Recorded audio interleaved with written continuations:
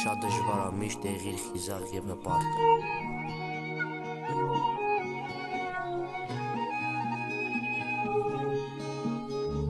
Դեռ փոքր էիր պատերազմ տեսա, լսեցի ոնց զովասնի անուններ հնչավ, և գիտես որ աղբետ ես համանում, չգիտեմ ես ինչ անեմ, երևի նստեմ ախպորս ես սպասեմ, 44 օրյա պատերազմ տեսանք, լիքը ծնող երեխուտեմ չտեսավ, ափսոս աղ չանցավ օրերը։ Ես կյանքը դաժան գնում կորում հավիճան, հիմա տղեկ իշտ նորոյս տե կանգնած, իրաց պատիվը բարձր պահած, բայց լիքը մարդ կա, խոսում են անիմաստ, և խոսում ես հետը, չգիտես որ վերջի խոսքն ա, մեկը հաջորդ օրը դարը լուր ես լսում, էդ ցավը դժվար ապրում, բայց ինչ արա շատ դրան ախպերս։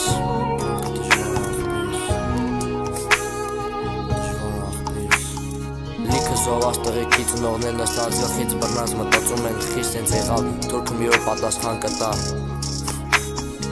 Ուր էին առանց մտածելու գնում, ասում ես համան պահելու, բայց դե կյանքը ճակատագիր դարձած, Աստծո կողմից օրինակ ստացած, թող պահապանեն տղեկը սահման գնացած եկած, ապրեն են տղեկը մեր դիրքերը պահած, լրեցինք հողերի, բայց չմնացինք հուսա թափած, շնորհակալ եմ տղեկից, որ չմնացինք լարված։